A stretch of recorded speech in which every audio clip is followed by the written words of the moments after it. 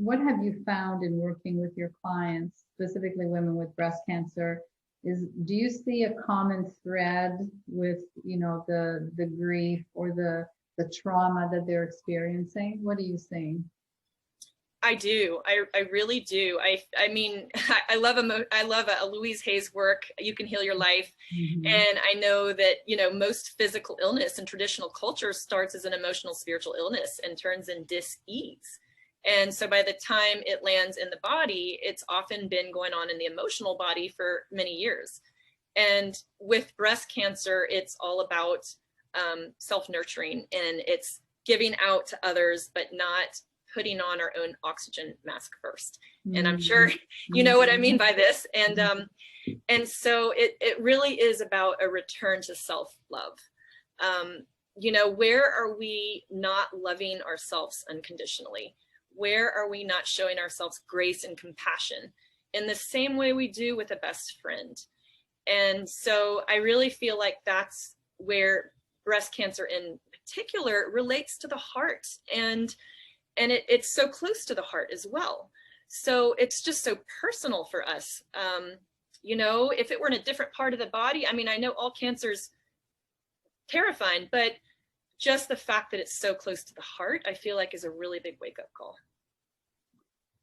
So how did you personally make the shift? Because you just said, cancer is terrifying.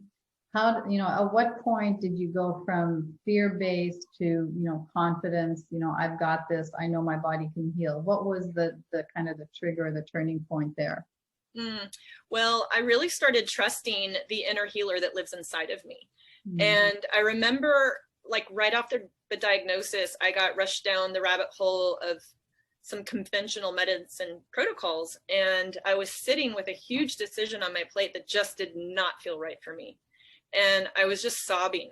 And after I went to your conference, your retreat in Atlanta, I came back and told my doctor, I don't feel comfortable with this. This doesn't feel right for me. And I'm very fortunate. I had an oncologist at the time that said, well, if it doesn't feel right for you, don't do it, because you need to do something that your body's going to get on board with. Wow. And so I really feel like your retreat gave me the confidence to say, that's not the right path for me, and this is what I'm choosing. And so I started, I'm a voracious learner, and I really love to learn about how the body works. I grew up in a medical family of doctors, and my uncle is Dr. William Crook, who wrote The Yeast Connection. And okay. And so I've just, coming from a doctor's family, I just have always felt like I've just got medicine in my genes and in my bones. And so I just started getting confidence and trust in find the right people showing up, and learning about functional medicine, and, getting a lot of protocols on board that I knew were correcting the estrogen dominance, because I get breast thermography about every 6 months, and I had a really bad case of estrogen dominance, and I just got my thermogram, and it said no significant changes, everything's all clear. And my oncologist said my blood work was pristine. So I think it was just about kind of taking my power back and feeling confident that I can figure this out with the support of the right people. And I would say the other really important part of that is, learning about functional medicine. Like I said, I do these detoxifications through a board certified doctor, and finding a supportive community. I really don't feel like we're meant to heal alone. I feel like when we have the supportive community like yours, it really increases confidence. Totally. And there's a study, and I quote this all the time in our retreats, is an 11-year study that showed that women who had breast cancer, if they had community support and they learned to manage their stress, those two things, they had a 75% decreased risk of dying from breast cancer based on that 11-year study. 79% decreased risk of dying from anything. And so, community is just so important, which is why we do what we do, right? Right. Now, I really liked, you mentioned, your issues are stored in the tissues. I think that's very catchy. That's great. Now, so estrogen dominance, you know, unhealthy gut. Was there anything else in your body? Did you have any dental issues or, you know, any other physical issues that you think could have contributed? Well, for me personally, I feel like my main issues were I definitely had the genetic predisposition with 4 first cousins. I had the candida that had been in my gut for years. I had, you know, leaky gut. I had the estrogen dominance. That's all tied together. Mm-hmm.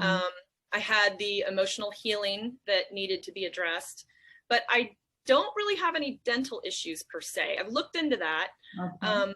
I also had some food sensitivities that were driving chronic inflammation. So I've now gone gluten and dairy free. Good. I was eating eggs like every day back in 2016 before all of this because I love eggs, and I found out that I'm highly intolerant to egg whites. Wow. So now I don't eat eggs unless I, you know, go for Sunday brunch and treat. Right. So, I mean, changing my food definitely helped. But I think most of it for me personally was around the gut being out of balance. Oh, and also just kind of living in that chronic stress Yeah. and realizing, you know what, it's just not worth it at the end of the day to be stressed. And so now I am intentional about laughing and creating joy in my life every day. And I do TM meditation and really just slowing things down. It's not a race. And so, you know, how can I be more present with my loved ones? And how can I take all this knowledge that I've learned and turn it into a greater purpose? That's so wonderful.